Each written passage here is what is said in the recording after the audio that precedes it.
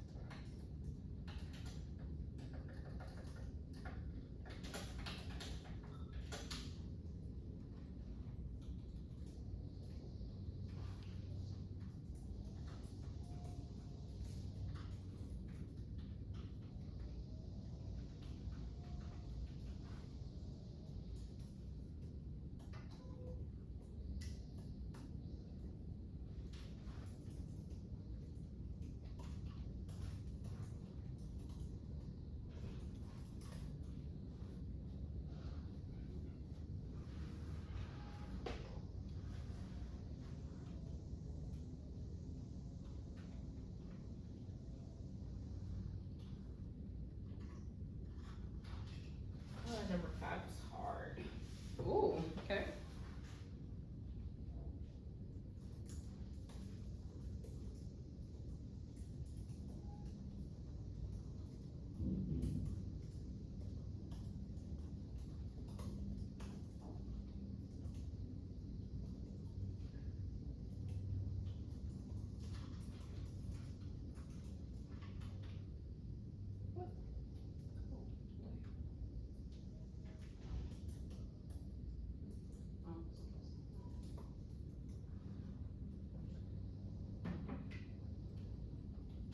Ooh, they have so much to do, Grimes. Yeah, I just like spelled it out, I guess, a little more than being plain. So. Okay. Alright, so Kelly, Grimes, you done? Yeah. Okay. Kelly, you almost done? Yeah, I'm good. Okay. Alright, so the other reason why I wanted to make sure that we're in here together is because at some point, Kelly's kids are gonna make their way up to AP Bio, and I think like as Kelly is teaching kids, if there's anything that comes up in AP Bio that you're like, you should definitely harp on this. This is the perfect conversation to have it. And Kelly also had those kids, so if there's something from Bio that she's like, no, they should know They that. should know it. Yeah. We can have that conversation as well. So this is your exit ticket. The question was that they had to predict the effect of this change in structure on the function of hemoglobin. Justify your prediction. So what are the things that you felt like content-wise they had to know? The main thing is that if the structure changes, the function changes. Okay. It helps to know about like, and I guess we talked about actual hemoglobin Mm-hmm. in class, Okay. but like regardless, it could have been anything, Okay. and if the structure changes, the function changes. So they didn't need to know specifically about hemoglobin Yeah, itself, not necessarily. which is so funny because there's an exit ticket that they have in bio when we get to biomolecules where they change the way it looks, and we literally had to harp on it last year of like, if it suddenly looks different, it is doing something different. So I actually find this very funny that they are. We're really big on structure determines function. Yes. So I find this so funny that now they're coming to AP Bio and it's like, we thought we harped on that so well. Literally. So if they know that if you change the structure, then you change the function, what are some things that they had to do to answer this question? And my second follow-up question to that is, how did that also align with the rubric? Like, See, the rubric was just sheets of like the one that Nina sent was the answer from, Yep. like the example answer. It didn't lay out like The name the 3 specific points. thing, name the Mhm. specific thing, name the specific thing. Mhm. But the first, like question number 1, if they said, how is the structure affected? I'm Mhm. like, basically they just have to say the structure changes. Okay. So they could get 3 points for this, right? Mhm. And what could they get the 3 points for? Number 1, saying the structure changes, Okay. or the shape would change. Okay. And then in 2, you got 1 for saying it would, predicting the general thing of saying it would do a different job, or it would have a different function, Okay. would get you 1 point. And then justifying that With an example? with it, that's the problem. It's Mm. like an example, or saying, because I know that if the structure changes, the function changes. Okay. What did the exemplar answer use as their justification? Yeah, let's look at that. Okay, Kelly, I'm gonna pull up yours while she looks that up. And so you had 4 and 5, which are very fun. What the heck do I wanna call this? Energy pyramid and Yep. food webs and things like that. So tell me what kids had to know content wise. And then I see some of the comments you made about what they then had to do on the actual problem. So tell me about these 2 problems. Yeah, number 4, they needed to know that heat is lost at each trophic level as you move up. Do really a recall, because that was just in the notes, like, but with those notes, they kind of did go through them independently. Okay. And then they also could have annotated the diagram and see that arrows are leaving. So Oh, okay. most of them chose the answer food source, but if I see something is leaving, that's an annotation question. Honestly, I should have probably added annotation is a do. Lost is like something that they should have annotated. So if something is being lost, it's not going to be food sources because the food is on the diagram. So for that to be the top picked answer, I can't give them that. Okay. So then when you come to number 5, which is the same standard, Number 5 is hard. So yeah, tell me why it is different and potentially harder than number 4. Okay, so you still need to know the 10% rule, right? Okay. 10% of energy moves up, 90% is lost to the environment as heat. But here they needed to annotate a little more, like I would say like high level, like, because in this table, like I remember on my exemplar response, like I had to like write out each organism and what their label their trophic level, like these are primary consumers, these are producers, this is that, because it's asking you about the quail, and the quail is in an interesting place because I could get confused with the bacteria being at the bottom, but then I also need to remember that grass is actually the first level. So if I did kind of look at bacteria being at the bottom and I'm thinking, oh miss, that's at the bottom of the pyramid, so that must be the producer, I could have started labeling my other organisms incorrectly, so I would assign the quail an energy level that it actually doesn't have. So is this problem harder because compared to this problem where it is like the levels are very clearly laid out in a pyramid format, kids had to refer back to prior knowledge, like the grass is the producer, not the bacteria, basically that. Got it. Okay, glad you said that. So now Brian, back to yours. Yes. What did the exemplar response use to justify? The exemplar justification is changing the shape will change its ability to carry oxygen, which is its function. Okay. So the prediction was by changing an amino acid, it'll change the function, like the ability to carry oxygen. Okay. And then justified with, because we change the shape, the function changes. Got it. So really not a true justification? Not really. Yeah. It's like very circular. And I think that is what, one, caught a lot of people off, like up, because the wording of the question is also weird. Predict the effect of this change in structure on the function, and they were like, this change in structure in the function, and like people were just reading it wrong, because then when they like use it as a sentence stem, I was like, you either only put the sentence stem and thought that was your whole answer, or you wrote it down as the change in structure in the function, and then forgot where you were going with it. Got it. Okay. So that's super helpful, because what I was really thinking is, I'm like, if you said, I predicted if you change the structure, then you will change the function. For me to justify that, I would need to give some example of a time where the structure of something changed, and then and so I'm wondering, did kids get an example of that in class? And when we look at the kid who mastered, is that what they did? Is that how they answered the problem? I think the ones who did answer it correctly, like well, honestly, I maybe had 2 or 3. Okay. I was gonna say, I know Valeria did it. Yeah, we're about to come to that part, and I wanna hear what she said to be like, does this match truly what we think should be mastered, and like, how is that different from a kid who didn't master? Yeah. So when we go to question number 6, both of y'all just told me not question number 6, slide number 6. Both of y'all just told me what kids should be able to know and do based on what you did on the problem. When you look at the standard though, that covers these specific questions, does what the standard says match what y'all labeled as what kids need to know and do? Does that make sense what I'm asking? Okay, Kelly, can you give me a yes? So like, what do you see in the standard and what matches what you wrote for know and do? Does that make sense? The flow of matter. Okay, it's something they needed to know. And energy. That's literally the bulk of the both questions, like the 10% rule. Do you feel like in the 2 questions that we looked at, they are having to analyze the diagrams? Okay, perfect. So Grimes, you're saying no, kind of, maybe? Yeah, the standard is more specific than, I guess, what they were looking, like, what the exemplar was looking for.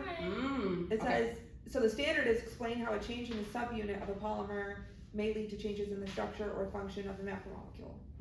So, oh, there she is. Oh, it's locked. It's Valeria. Oh, okay. But, like, so the question never specifically made them name.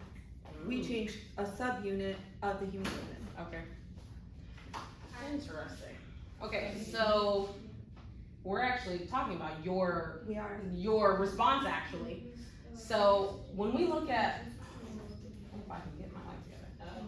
When we look at the actual exemplar, I'm on slide number 7 now. Okay. When we look at the actual exemplar that they gave and compare it to a student, like we'll use Valeria's, Kelly, who's a student that mastered for you that you can look at their work? Just so happened that Eric B, I have his right here. Okay. Or no, he didn't master number 4. He got number 5 right, which I mean that's the only.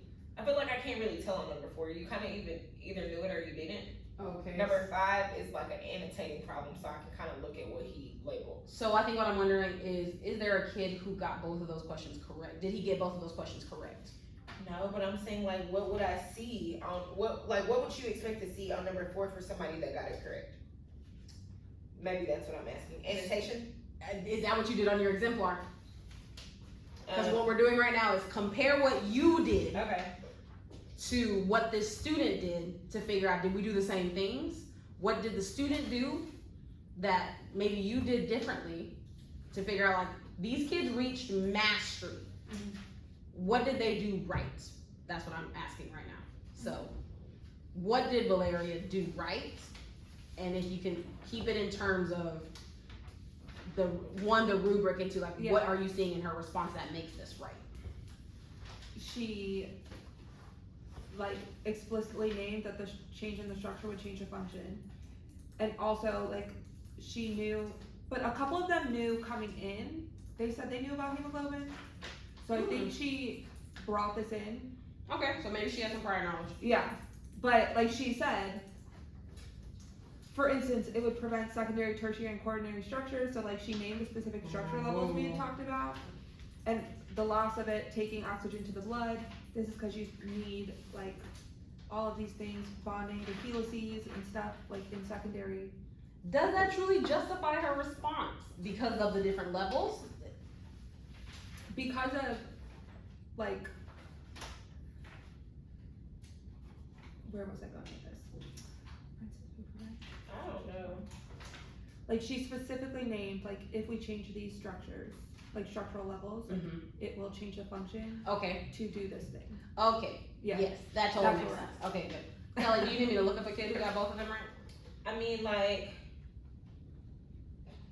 they did not get number 4 right. Let me look, hold on. Okay. I'm like looking at my brightest students per class. Let me look at the report. And they struggle with number 5 too. Like, literally, I'm pretty sure that's why It got that me. is what it is. I'm gonna look. So then, Grimes, what I want you to do right now is I now want you to pick a kid who did not reach mastery and tell me again Where they went wrong. where they went wrong. And I would look at 2. Yeah, I have a 0 and a 1. Okay, yeah. So let's look at both of those, and while I pull this report for Kelly, because I know. Okay, so Alan Hines, he's like one of my smartest kids. On number 4, I'll give it to him. He annotated lost to the environment and he's like the heat. Number 5, this poor kid, he like annotated all of the energy levels on the whole pyramid and he still got it wrong. So when you're looking at what he, like, in his annotations, where did he make a mistake? Why are these random things open? What is that? He So labeled many things going on. Ernest Will. Because I started clicking on stuff over here.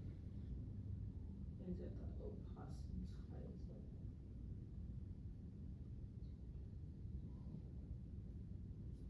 Okay, so Zach and Zizi both got number 4 and number 5 right. Oh, really? They didn't master, but they got it right. Ramon Morales, Okay, Ramon is super. and he got a 75, so he could count. Ramon got a 75. Ramon got a 75.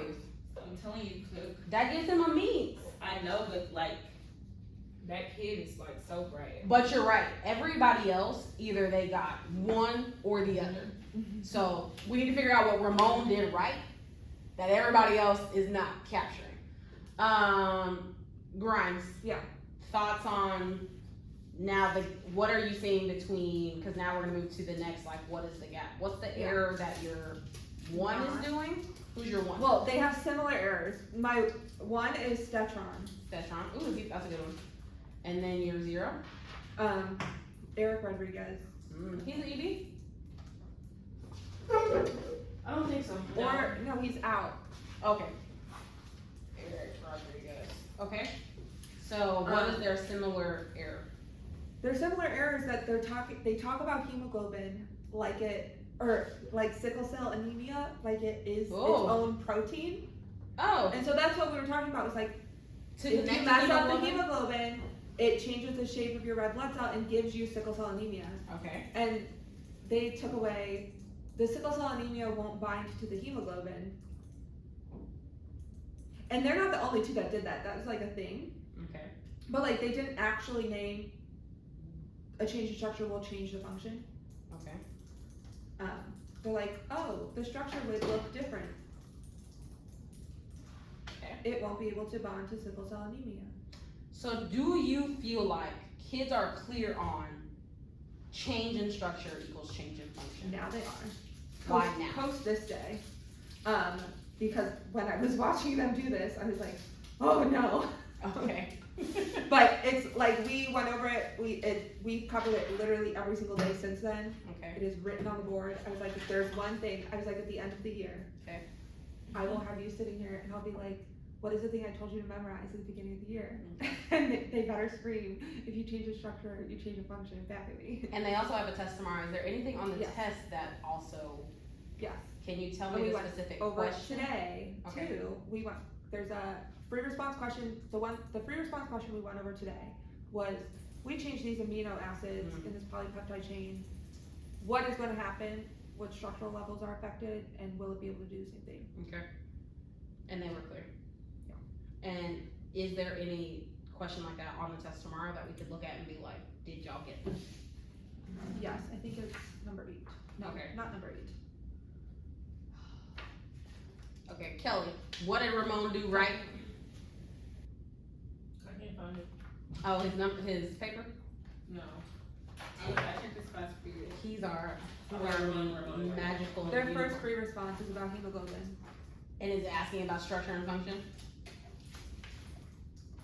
I swear it is. Come here. Cause that could be our, like, did kids get it now? He didn't even Yeah. he didn't even annotate on number 4. 4. 21B is explain how changing the R group of the amino acid to a nonpolar one will affect hemoglobin protein. Okay, so the good thing for you, Grimes, is that you saw this, you harped on it, so you've done some like little reteach, and now tomorrow we'll be able to see like once they take the FRQ if this was actually stamped. So that's ideally the whole process. Yeah. And then after the test, if for some reason on the FRQ they are still not cleared, then we'll decide like we need to reteach this again Yeah. a little bit differently. So that's our whole point of the WDM. I'm glad we got to talk about that. Okay, Kelly. So Ramon did not annotate. He annotated on number 5, like in his table, but I can't tell what he put for. When you say table, you mean I mean, I the picture picture? his diagram, yeah. Okay. On number 5, he did no annotation on number 4. Like he did not annotate lost at all. But he still got the answer right. Yes. And then number 5, what did he actually annotate? 5, he put the numbers next to the organisms, but yeah, that's what he did. But I don't see 7 on here at all. I just see 70. That problem is making my head hurt. So then, based on what you see for him, do you have Zach and ZZ's nearby?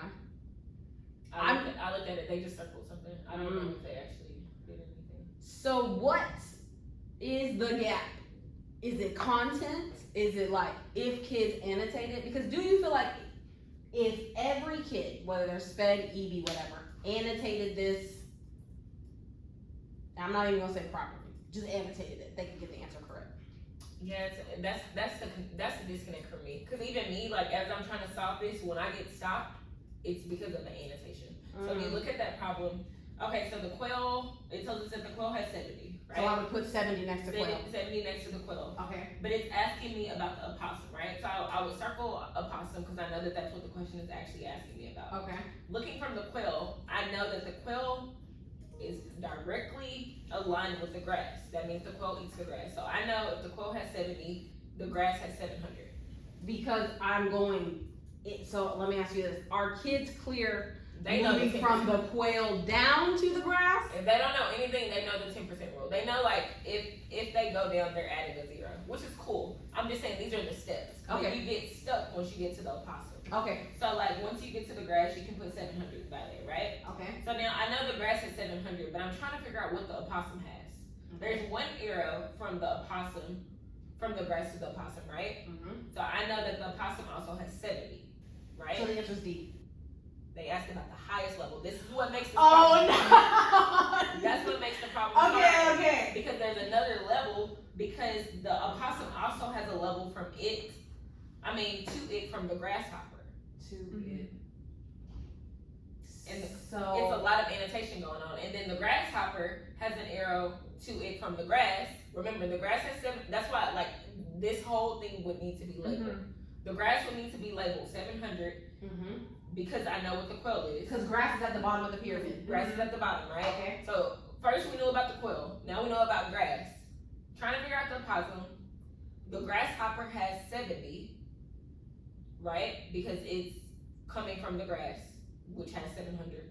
So now I need to go back to the opossum and see, because the opossum also eats a primary consumer, it's also a tertiary consumer. So the energy is 70 Bruh. and 7. All these words are clogging my brain. No, but they will never see this type of question on the STAR test, like ever. Like ever. But could they get a question on STAR 2.0 that's like, such and such, the opossum is 70.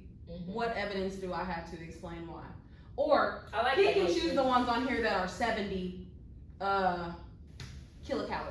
Right, I like that. But 7, that's a stretch. That's a stretch. What do you think about this question, Grimes? I literally taught this to 6th graders with less, but nothing would prepare me. So wait, what is the answer? The answer is 7. Yeah. But if you look at where the opossum is, that's confusing. It is confusing because of it being equal with the quail. Yes. Yeah. But yes, because the grasshopper is literally what's ruining everything. Okay, hold on. It's the grasshopper. The grasshopper is Okay, I'm about to do this up here because I am genuinely confused right now. on how to answer this Do I need problem. to annotate on the problem? I'm gonna try to annotate because I'm like, this is confusing to me. Mhm. Okay. I remember Jamie stormed in here when she was trying to get this question. I'm like, I remember this question from last year. No, I can't do it. I just write. Is it whiteboard? The And red annotated, yeah. Yeah. Okay. There you go. Ah, okay. Okay, so they give us this one Quite well. and they tell us it's 70. Mhm. Okay. So because The kids know the 10% rule. They should be able to label the grass. okay, so coming down because in this pyramid, Mm-hmm. grass would be down here Right. and then quail would be right here. Mhm. Okay. So we're saying grass is 700. Okay. Right. So then how much? So what does this mean? So go in grass. The If- possum can have Go more than off one of knowing that level. grass is 700. Okay. This is Now, 700. anything that eats the grass directly would be 70. Anything that eats the grass. So Directly. that's opossum. Right. Ah, How did they do that? dang it. Oh. Oh, No, it's mine. I believe in you. There we go. There we go. Okay, I guess Okay, opossum, Mm-hmm. The mice in theory, yes. mice, The mice, and quail, the Yeah. grasshopper. and the grasshopper. and the grasshopper. These are all 70. Yes. Right. Okay. But anything above that level, so whatever eats a grasshopper, whatever eats a mouse, Mm-hmm. Also loses. loses. A zero, so they would have 7. So because an opossum eats a grasshopper, this Yes. becomes 70. Exactly. Yes. Girl, no, no. There, even if I am like, even if I, That's this why I is, told you this this is a hard. content gap. Yeah. What is the gap then? Because to your point, if it's not in a pyramid, Mm-hmm. I mean, like, golly. I mean, honestly, they know that because I wish you would have seen my last lesson, like the one that prepared them for this. I had so many check for understandings. They were able to tell me how an organism could be a primary consumer and a secondary consumer, which is kind of what we're saying Yes. here. The opossum is a primary consumer and a secondary. It was actually a question about this on there. I'm actually interested to see how they got on that. How did they do on that question? But basically, this diagram is confusing. So it's like, because this diagram is like this, what steps can the students be taught to dissect it, basically? Because I don't think it's a content. I think it's like understanding how to interpret this type of diagram. So let me ask you this. Do you think kids can interpret this diagram to understand that an opossum is a secondary and a primary consumer? Because I think that is the gap. I think they may understand that, but which one wins out when you're talking about energy? is- Yes. Like, But because of even if this, I can fully understand that a possum is a primary and secondary, That's, but if I don't know that, I have to just, it's so the secondary one is the energy level that we're at. Mhm. So then is opossum here, Yes, it's there. And- It's- But yeah, above. here? yes. So so Like, I would only put it on the upper level. so it would not, you wouldn't put it here because grasshopper would be here. Mm-hmm. So No, the quail will be there as well. no, I mean, the opossum will be there. because it eats grass. Yes, exactly. Yeah. It's just on multiple levels. Which, yeah, And then my here, brain could want to put it there, but Like that. it's true. Mhm. Yeah. And Which they've seen examples like that. That's why I'm like, I think they understand that concept. I really do. I think it's like I need to know the correct moves to show them to be able to do. I mean, I know that, but it's just like in theory steps. But like, which energy level are they choosing? It's like, Mhm. basically they just have to know, default to the higher energy level. Right. because it said this. The Yeah. highest. So let me ask you this. Yeah. I am thinking of a way that this particular thing could be retaught, but I just want to throw. Is there any other thoughts of what needs to be retaught What here? do we do for the do now today? Things have multiple levels. No, I think okay. So if you're thinking about just steps overall, one, organisms can occupy more than one trophic level. Yes. By- When do they talk about? Have y'all talked about that enough? I mean, it was just one lesson on this before this lesson was Wednesday and Thursday, and they took the exit ticket on Friday. Okay. So let me ask you this. I'm so glad you said that because that is the gap. Mm-hmm. Mm-hmm. Should the reteach be, just take away these numbers and be like, here's a diagram of a food web. Right. Put it in a pyramid.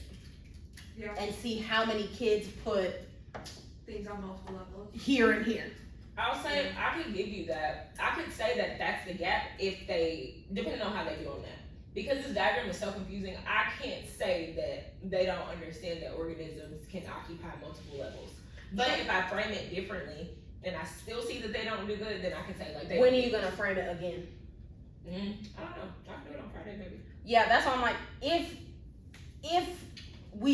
you give them this diagram again, which they've already seen, and say, and maybe on the paper it's this in a pyramid, Yeah. fill the pyramid with where these different Yeah. organisms should go, and then to your point, it's a conversation.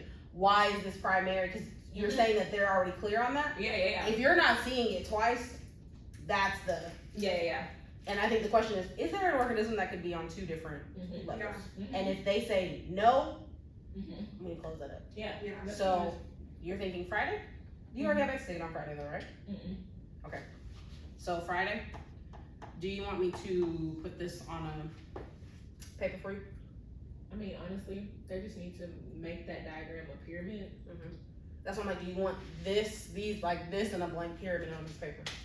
Yeah. Okay. So Friday, we're gonna try. I don't know though.